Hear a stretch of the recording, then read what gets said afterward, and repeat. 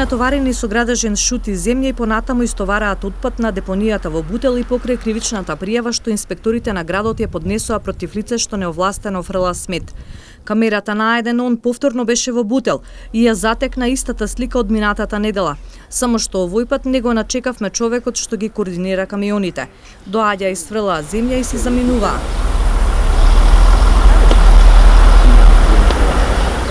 На депонијата имаше група луѓе што чепкаа по отпадот и собираа старо железо, го кршеа бетонот и од него ја вадеа арматурата која планираа да ја продадат. За состојбата со депонијата пред неколку дена алармира семејството Здравкови, кое јавно побара да се стопира неовластеното исфрлање смет, бидејќи нивното земјиште многу бргу одлива да се претворило во депонија. Првата кривична пријава на Шилегов, еве ја состојбата, иста. Напротив, не ни прекинава, уште повеќе носат возил. Иако пак е пријавено во град Скопје. Колку пријавено? Пријавено е и вчера во неделата, еве и денеска е пријавено. И уопште никој нема да нема ни полиција ни да се стопира, и си продолжуваат најнормално, како да нема ни кривични пријави, како да нема ни не знам, ова е чудо. Не знам што да ви кажам. Еве, ви гледате. Секој ден на 5 минути доаѓаат камиони.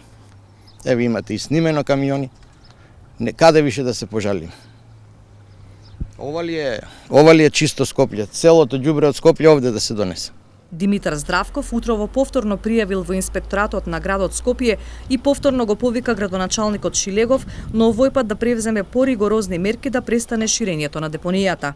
Не знам како да ви кажам, сите обеќаваат, сите кажуваат дека е законот на наша страна, ама ова што се случува е.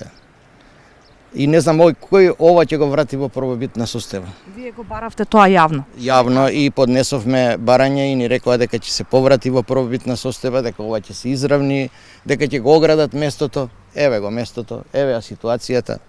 Фактичката состојба е таа. Дали бил и градоначалникот, не знам, али би требало да дојде да види, затоа што ова не е обична депонија. Ова е негде на преку 32.000 квадрата се случува.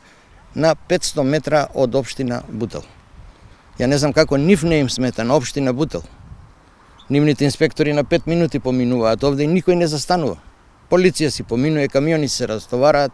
Првично за депонијата реагираше син му Нино, кој се пожали дека плацот за 2 месеци му се претворил во депонија со градежен шут, што го истурале собствениците на соседниот плац. Екипата на А1 пред неколку дена беше таму и забележа како камионите истураа земја и шут, кој ги координираше извесен Цуки, кој се представи како еден од собствениците на соседниот плац.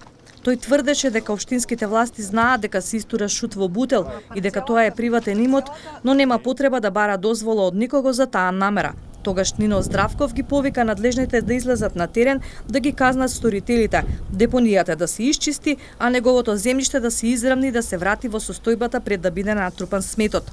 Кажете ми вие, што е работава? Дали е одобрено ова да се работи? Не е одобрено? Пречутно се работи?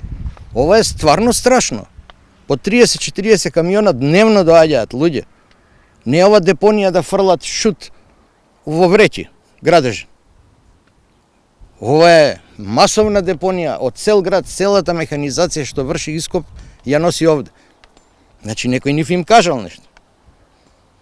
Дали некој наплаќа, ја тоа не знам, али дефинитивно има нешто.